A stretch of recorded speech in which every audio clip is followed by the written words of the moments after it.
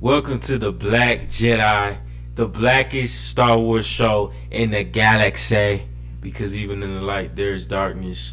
I'm Rome. This is KJ. We are about to highlight the black voices because we just watched the convert of the Mandalorian. You feel me? Amazing cinematography in this episode. I'll say that. We'll give it some props. We just gonna dive into how we naturally do it on the show. You feel me? We're gonna talk about the highs and the lows. So KJ, what do you say is a high of this episode? We'll start with the highs actually. Yeah, we'll start with the highs this time. Alright. Yeah, so I'll say like the highs of the episode is definitely the shots and the cinematography of the episode, man. It was crisp, it was clean, nothing really out of focus unless they were trying to like show shots purposely out of focus, but overall like the shots were really crisp and clean. Got a chance to see, a little bit of blaster fire between ships going back and forth in space. So those shots were really crisp and clean as well too.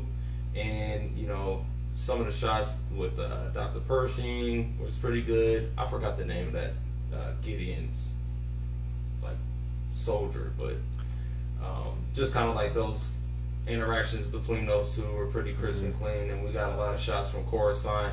I thought that was pretty done well as well. So those look pretty good. And towards the end of the episode, some of those shots were pretty nice too as well. And I would definitely say like it was a different feel to this episode since we kind of took a little bit of time away from the Mandalorian or Din Djarin. We took a little bit of time away from him and kind of focused a little bit more on Dr. Pershing and a little bit of his motivation. So that was a little bit interesting. I really won't harp on it too much because I know that they're probably going to try to tie that into Grogu and potentially maybe Palpatine, because of course Palpatine comes back in the the whole new trilogy. So I'm okay with that. I don't really have any issues with it. It's better compared to serials like Break Off and Andor. Andor wasn't a bad series. I'm not saying it was terrible, but it's a terrible series. You heard it from me. He said it's you terrible. Heard it from me. But yeah, like serials parts, those were lackluster. But when we got to Dr. Pershing's parts, I see where the development is going towards, because when they talk about the amnesty, the amnesty event that he has, kind of like a redemption. He used to be in the Empire. Yeah. Now he's going into the New Republic. So they had an event going on and just talking about like him not wanting to really be in the Empire. It's just kind of like he had no choice. But he also liked science and cloning and all these new developments and whatnot. So it kind of was right up his alley. So he kind of did it anyways. So we kind of got a little bit of his backstory, and then I think his name was like L-52. So it's kind of like how we were chit-chatting about how it's kind of like these soldiers in a sense in this amnesty program. So that was a little bit interesting. Fast forward, we meet up with one of Gideon's former soldiers, and they kind of had a little bit of conversation, talk about the old days and like what they missed being back, in the Empire, even though he doesn't really care for it, or so it seems maybe. I thought that was pretty interesting. Never really got to say like what she said that she missed. Like she just kind of piggybacked off of the biscuit thing about like red biscuits was her favorite, but something from the start from that conversation, something was a little bit off from her. And as we see, later on in the episode, man, she ended up really setting this dude up because basically he didn't have the idea of having to continue his research, but she kind of put that in his mind. And then he kind of was like, you know what, I should continue my research, because before that he was just kind of doing like this boring desk job. Yeah, which I'm confused. I had so many questions what is her vendetta versus Dr. Pershing. It's got to be some deeper backstory to why because you know by the end she's cranking the thing up to full volume, so it's like clearly she has some personal vendetta versus him. Maybe in the experimentation, like, because she said she passed by him all the time all the time or something like that. So it definitely makes you question, like, what is the underlying what was up there? Yeah, what was the beef that she's having that caused her to? Because I mean, really, like you said, she put it in his mind. Yeah, right, probably experimented on his brother or something like that, and she like, oh, you try to do something on my family. I don't know. Who knows? I think it's like some type of family trauma that she experienced from the experiments. Could be. That's true. I mean, you gotta think, man, that like the way the empire was at that time, like it was potentially similar to how the Nazis were in the Jewish Holocaust. I think George Lucas got some. He drew some inspiration from like those type of things, just the evils of the empire, like paralleling to the evils of different empires throughout history. So, yeah, maybe she had some person. I don't know. It definitely felt like, man, what is her deal? Because all the time I'm thinking like, yeah, because it feels like she was trying to counter the previous imperial thing and just follow stuff blindly, right? Yep. You know what I mean? I'm just like, why did you turn on him then? Yeah, seriously.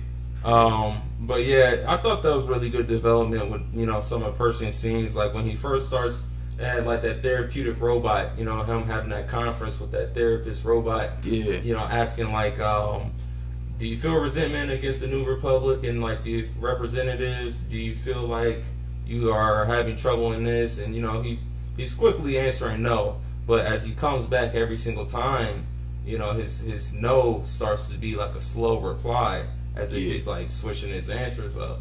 So he's kind of like not really conforming to the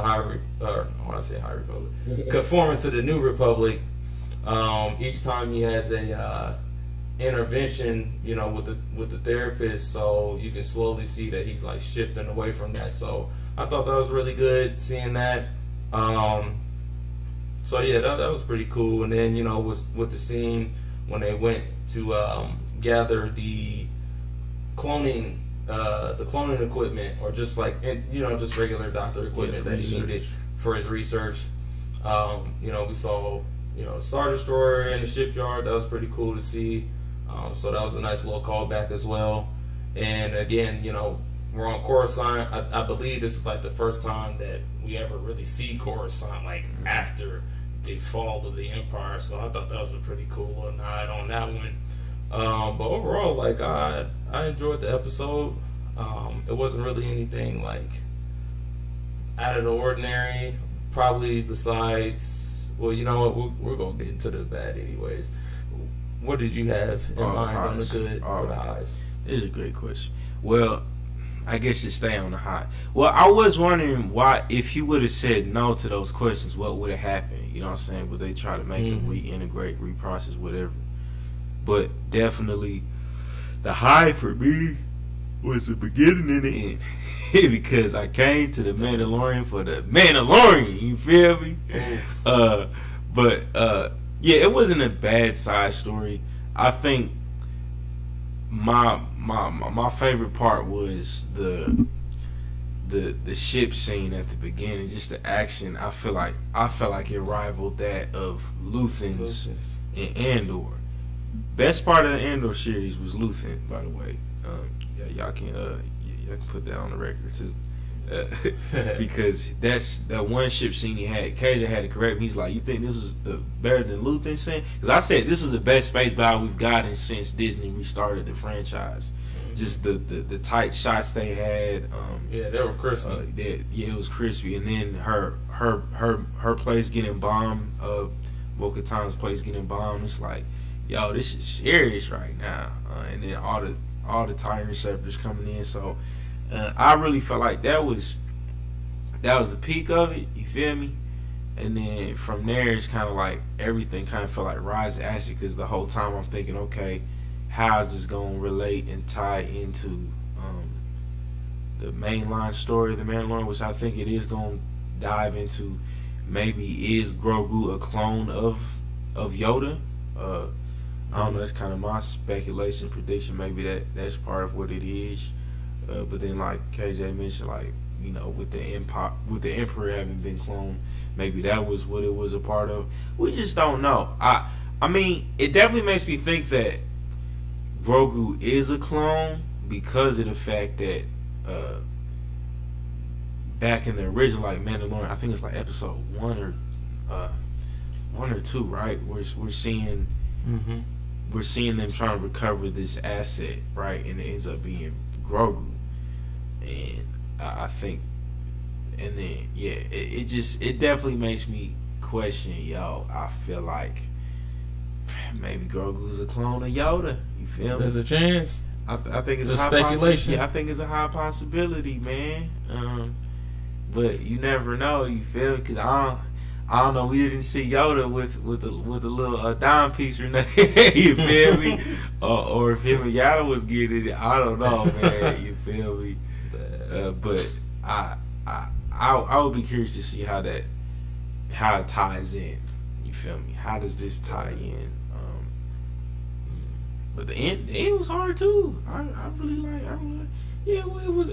If there was ever a filler episode to have in the Mandalorian, this was an okay one. Like I think seasons past, they had that one where they was like on the planet to protect the villagers from something. I feel like that was a decent filler episode too. So I'm not mad at filler episodes as long as they kind of progress the story. Okay. So I feel like this is probably gonna give us more exposition. It's gonna progress it. I believe it will. Oh yeah. But yeah, it wasn't my cup of tea, to be honest with you. But okay. Well, getting into the bad then, what were your things that you would say that you would critique on? I guess I say that just was the bad. That was part of the bad. Yeah, I just didn't like the fact that it went into a whole, like, it kind of recalls, I feel like, how they did Boba Fett, where it's like, okay, we're spending dang near a whole episode on a character that isn't the main character. Like, I just don't think that's what you got good. Okay. You feel me? Like, unless those characters have been prominent, because in certain series and dramas, they'll have episodes that focus on particular, like I think, like we seen in Bad Batch, right? Right. Certain times they're focusing on different characters, but they're the main characters that's running with the crew. Like if it was an episode that's more focused on Bo-Katan, or what I'm saying, how we had some on Grogu, I feel like those would be cool. But it's just like, Pershing, really, did we need a full episode on? Like maybe a couple like asides, but a full one.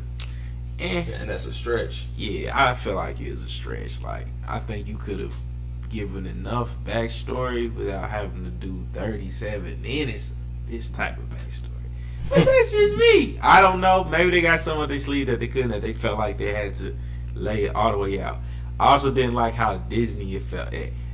Talking about that conversation when so they went to the highest peak of the mountain. That whole scene, that whole circus type thing, like, and listen, I'm not mad at Disney integrating, like I said, I like it being accessible to newer generations, but stuff like that just really makes me like kind of cringe, like cringe a little bit, like really, like the little dude with the magic trick too. I'm like, all right, all right, man. I think we get the point. And then like the circusy type music all throughout. Yeah, I'm like, yeah, this ain't it to me. I was like, this ain't it. I had a little smack in the head. Yeah, had a little kind of candy. I'm like, no, did we have to do this? You feel me? I guess it was, I don't know, man. I guess they was trying to make her sweeten them up a little bit.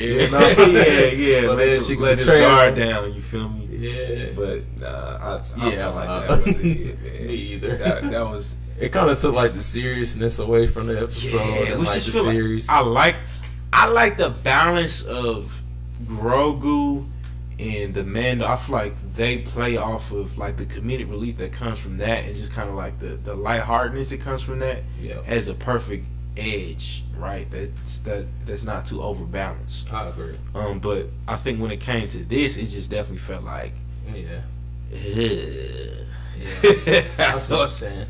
I don't know about this one. He's like, it's like, I don't know who approved on that one. Yeah, I don't know to let that one get past the drawing board, but please don't do that again. Don't do that again. You offended me for the last time. Right. Emperor is not as forgiving as I am. Well, I see what you're saying. Yeah, Andor had that on one of the episodes when he went to the beach and had the shore troopers were saying, and that whole like music was kind of a little bit weird and stuff like that. The music of it too is just like, where are we going right now? The shout out to the black character on the screen is a real quick black politician in the scene with Dr. Pershing. So I wonder who the actor is. I mean, she was just extra. They gave her a minor role, of course, like how they do black people on these shows. But we gotta highlight them. As we see, I was like, you think that's a black lady? He's like, yeah, that's a black lady. Okay, you know what I mean? I wish they would have given her name, given the story, given the background. This, like I said, holla at us. You feel me? We can help you with that because y'all throwing us in there, but give us more storyline. You feel me? Right now, you still have this white dude and this white lady going on little missions to circuses. You feel me? So this circus just was really getting me right now. Like the more I think about it, I'm like, wow, that really was something that was in Star Wars. Overall, what do you think for like the rating? Oh, that's a great question. Yeah, I was hoping that I would have been the one to ask that first. Honestly, man, this is tough. Like, cause the past few ones I've been high. Right. I'm gonna give this one a 5.3. Dang. Yeah, 5.3 for me is. Yeah. The ship scene pretty much saved it, in my opinion. The ship scene saved this mug. Set at 5.3, guys. Alright, well, I'll probably have to rate it probably like a 7. 7? Yeah, 7. That's fair. Yeah. Start was great. Then in between kind of messed things up a little bit. But overall, it wasn't too bad to where I couldn't sit through. Replayability, I don't think it got, but I'll say it's okay. It's filler that will probably progress, through the story. So yeah, and if it wasn't as long, I feel like that's my thing. Cause the next episode that we're gonna dive into is like, I wish that was the length of this one. Yeah, I feel like this one could have been like the 30-minute boys. Like, okay, let's just focus on this dude and then jump. So that kind of weird to me how they did the planning of that. Like, why don't you just give this its own episode and then made the other one longer? I don't know. I'm not in it. Yeah, I agree. Okay, well, hey, that seems to be what's going on in the episodes. Again, if you would go ahead and subscribe to us.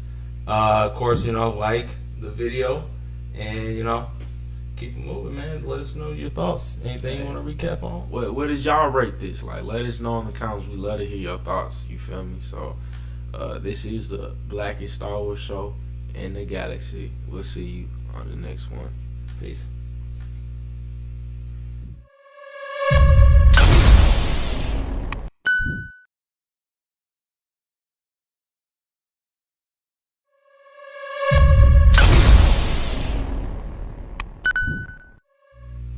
Welcome to the Blackest Star Wars show in the galaxy. Because even in the light there is darkness. I'm Romeherbert here with KJ to highlight the black voices of Star Wars, specifically in the Mandalorian, the Foundling. One of my favorite Mandalorian episodes up to this point. I would argue. You feel me? We're gonna do it a little bit differently. Actually, we're gonna do lows and highs. Typically, is what we do. But we'll start with the lows this time and then dive into the highs. So, KJ, what would you say are the lows of this episode? Well, I would say you said the lows. Yeah, we're gonna start with the lows. Oh, with the lows. Yeah, okay. Start with the lows. the lows. Okay, so I would say the low of the episode was I was hoping they didn't do this. I didn't want to see a monster chase. I didn't want to see that. You know, I felt like we kind of had a bit of that in Bad Batch. You know, the whole chase where the ship the ship got lost. We had to chase and find the ship. I think there was like some other instances where they kind of did that too. And this episode, like I felt like that was the same thing. Like chase around the monster. I didn't really want to see that in a sense, to be honest with you. But don't get me wrong. With that being said, it still was cool because like the shots were good. So I'm gonna get into the goods next, anyways. But I didn't really want to see like a monster chase, to be honest with you. So That's fair. I didn't really like that too much because it just really didn't move anything. Like until like there was like tiny bits of important pieces, but other than that, it didn't really like move me to where I was like, oh yeah, like I just want to see the monster chase. So that really was like the bottom of the barrel for the most part. Other than that, like this episode was still fine. I could probably see myself watching it again, but you know, I wouldn't click on it too many times for the most part. But that was like the worst, honestly. What about you? Yeah, because I mean, you got to think, right? They already had the one time where the alligator monster came out the water. Yep. And the chaos that ensued from that. So to now recall another like beast of the elements is kind of like we get the point. It's a dangerous place. Yeah. You know what I mean? But do we need another little rescue? I don't know. It's very true. It's like it's not super original. It's not this whole idea of felt like Scooby Doo. You he know? said felt like Scooby Doo. We got a new mystery. Let's go solve it. I don't know. So yeah, I definitely say. Excuse me. That probably be. That probably would be the lowest of the episode, and I guess the fact that we didn't really get too much questions answered from the previous episode. Yeah. Which makes me, like I'm saying, kind of somewhat disappointed in that filler aspect of it. Because, like, yeah, maybe that was a setup for another episode in the season.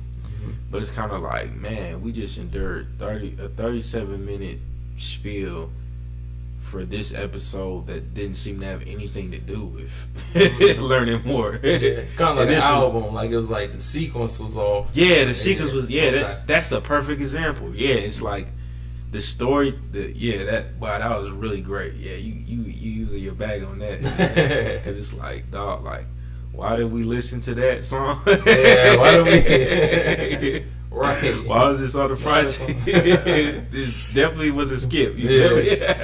Boy. It was one of those. So I feel like that's probably the biggest upset for me. It's like, yo, and it was only 30 minutes. So it's like, why didn't you make that other one 30 minutes and then this one longer? Since this didn't seem to have any relevance to the previous one. But yeah, I say that's probably the lowest parts of the episode, in my opinion. I agree. Yeah. Yeah. So okay. Well, in that case, you know, we can get to the high since we knocked that on out. I would say the high, since it was a creature chase. I would definitely say they made it a cool one. You know, there was a lot of dope shots in that thing. Yeah, could have been a bad creature chase. Yeah, it could have been a terrible one, but this one was a good one. So, but yeah, like, you know, when they was going like a lot of aerial shots with a lot of the Mandalorians going in the air with the jetpacks and flying and trying to get the monster and whatnot. I thought that was like hard shots, man. Getting real close to the body of water and like just them climbing up the climbing up the mountains. I thought those were really nice shots. Tough. Those were like real tough. So great job on those. It just, you know, just them like doing their training at the beginning. I thought that was cool too. So yeah, those were really, really nice ideas. You know, different sequences that they did. You know, lighting's great. Everything was like really good. I will say that. And then at the not the beginning. I guess like in between. I definitely like how they went back to Grogu. Got a little bit more information on him, specifically with Order 66. Yeah. And we got to see it a little bit at the Jedi Temple, seeing where he was at, and seeing a special guest. Love seeing my guy Ahmed Best on the scene, man. Shout out to the Black Jedi, man, showing us representation, showing us giving comeback energy, baby. You feel me? Because they counted him out as Jar Jar Binks, man. He got clowned for Jar Jar Binks, man. He went through it for that. I love it when they count me. I love it when they count me. Ah, you feel me? But David's in their mouth now because he had a killer role right there in saving Grogu and surviving. You feel me? You know what I'm saying? A black man survived the rain. He didn't falter like man. We have yet to see what the result will be. You feel me? But it looks like he survived Order 66 and he.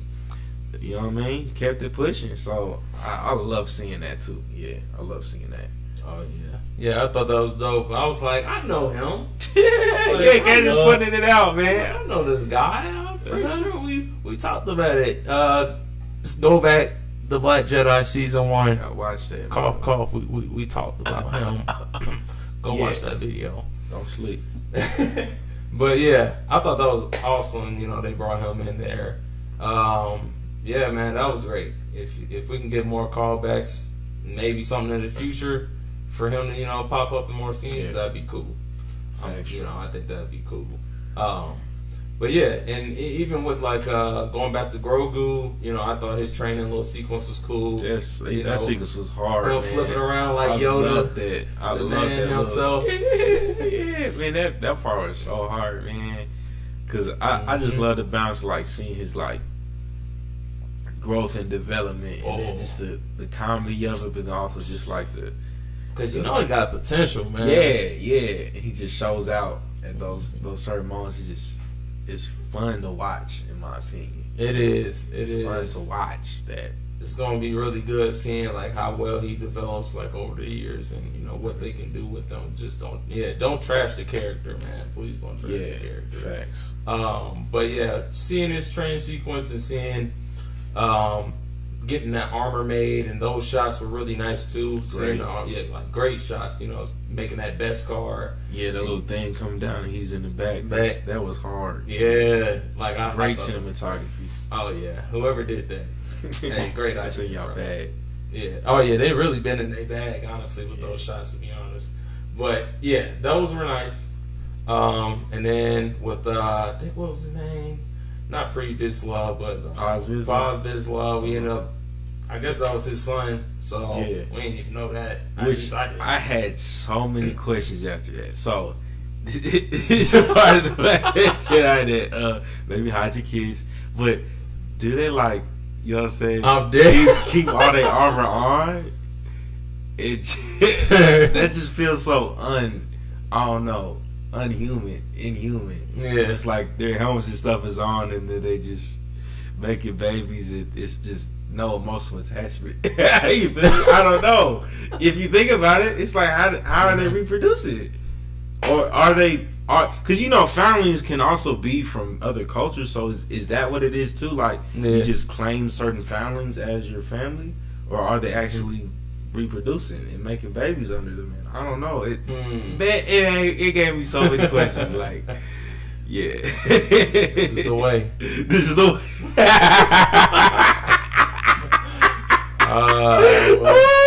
I can't imagine that. And like they get it in, and it's just like. No emotion to it. It just, I don't know. It's awkward to think about. Like, well, I don't know. We'll have to ask. What y'all do? How's this your son? How's this your son? You sure? You positive? I don't know about that. But how you know what he? Yeah, how you know? How you know he look Like like that DNA yeah.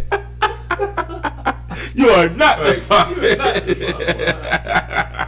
That's my son. I said, are you sure? How you know? I mean, I'm glad he got him back. You feel me? Like it seemed Yeah. like a Jew. He rushed into that mug. But then they kept those birds. I'm like, Yeah. why did y'all do that? Probably to, like, got new foundlings. I'm like, do they gotta be foundlings though? Can y'all just eat them? You Eat feel 'em, me? yeah. I feel like, little, you know what I'm saying? A little victory Little barbecue. Yeah, exactly. I feel like it's a little victory meal, man. They almost kill y'all dog right now. You feel me?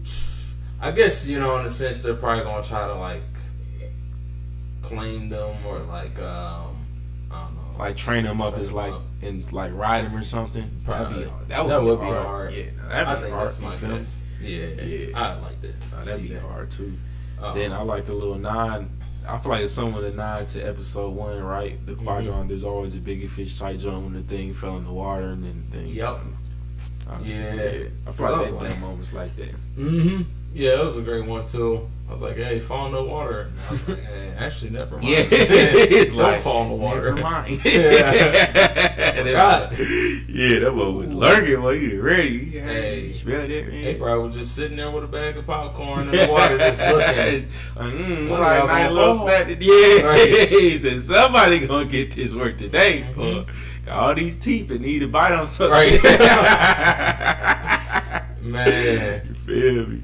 But yeah, even in the ending, I thought it was great too. You know, Bo-Katan bringing up the mythosaur. I know in a few of our episodes ago, I believe the second episode that we did, I was questioning like what the creature was. No, it was a mythosaur. So that's gonna be interesting because in episode 3, she asked Den like, did you see that? And you know, it's like, nah, I didn't know what you even talking about. And then fast forward to this episode 4, the founding. Actually, is getting a plate of armor made. You know, talking, chit chatting. Like I want the mythosaur. You know, on my armor. You know, that's what she wanted.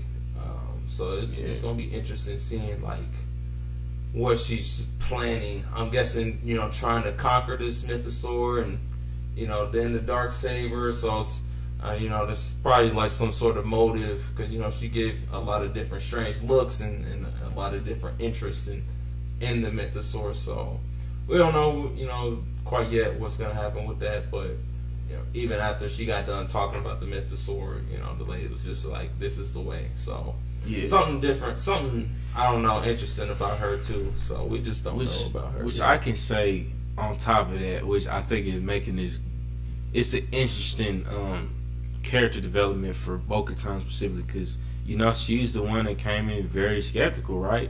Yep. And now she's like, she's asking, okay, how do y'all eat type stuff? So it seems like she's like getting into, she getting entrenched into joining the way, you feel me? And for her too, it's probably like that sense of belonging that she's missing now as well. Yep. Like with all her clan and stuff, her people's gone, like, and they're just like bringing her in. So she's like, I think she wants to. Yeah, she wants to be tapped in, and she, you know what I'm saying? She wants to like kind of respect the way, but also she probably has questions like you're saying at the end, she's questioning old lady. She like, yo, like, I seen this mythosaur type thing. She just kind of like giving her like type of like, yeah, you see many things in the way type stuff. Right. You feel me? Can't believe her. I mean, to be honest, it's like, why would you not after they just bathed in the water and got you a sample? Now you don't. I mean, maybe she just probably acting stupid, and she probably does, and keeping it for herself, and probably, I don't know. But it's just kind of like, I mean, they just bathed in the water and got you a sample for it, and she's telling you that they just saw a mythosaur. I mean, why would she lie? So to me, that just don't make no sense. Yeah, I don't know. Maybe she's trying. Yeah, I don't know. Maybe she's trying to get her to think she's going crazy, or discover the path on her own of what it means to be a Mandalorian, right? Because she's saying you'll see many things on this path. So it's like, I think she still wants her to be invested into the clan, probably. But let her realize, like, continue that chase of mystery, like keep that mystery and mystique that's around the way of the Mandalorian. You feel me? Facts. But I also think it's just the interesting like contrast and juxtaposition of Den as well, because he's like, oh yeah, the place ain't cursed, so he's also he's been challenged and developed by Bo-Katan's skepticism, but he's also been redeemed. So they both redeemed. It's like, hey, they both got redeemed. Yeah, both got and redeemed. She didn't take her helmet off. And she didn't take her, so she clearly wants to be tapped into the way now. You feel me? She like, yeah, did the way good. You know what I'm saying? Not bad. So, yeah. Overall, man, what would you rate this episode? Scale of 1 to 10. I'm gonna go with a 7.8. 7.8. Wow. Yeah, 7.8. I'm gonna go 7.8.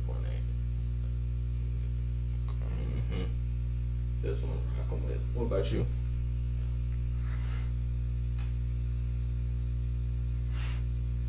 You know, I'll probably say similar now I think about it. Yeah. Well, I'll be a little more. I'll give it an 8.2, man. Okay. I give it 8. This I feel like they did the flashback really well with. Oh yeah. Grogu. Yeah. They fit a lot into that 30-minute episode when I think about it. Right. And it actually kind of made me question like which family they're talking about. Were they talking about Ragnar? Or was it talking about Grogu? You feel me? Were they talking about the birds newly found? Like, so I think it had a lot of moving pieces to it. And then also, right, Bo-Katan's questioning of like, oh, I seen the Mythosaur. Like, yeah, I think it had. And then even the training, right? The training scene. So they fit a lot into that 30-minute episodes where I think, yeah, I'll be generous on the rating on this one. I think it's like I said, the only underwhelming part was it wasn't related to the previous cut, but I fought that other episode more than this one for that, to be honest with you. Yeah. I'll just say, yeah, this episode was better than the previous episode. Episode 4. Better than episode 3. Yeah. And they had my man Ahmad Best, man. Yeah. Ahmad Best, man. We grateful to see you on the screen doing your thing. Shining, you survived, man. You survived, man, and we proud of you. I don't even know you, but we proud of this. And you got this role that's like you survived too. You feel me? So I think that's also a testament to kind of where we're able to see the franchise go now in comparison to previous years, right? So yeah, I say that'd be my rating at 8.2. But let us know in the comments what you guys would think about this episode. We love to hear from you. And any predictions that you might have. So make sure you subscribe to this channel, like this video, and comment below what would you rate this video. Till then, I guess we'll see you on the next episode of The Black Jedi. Peace.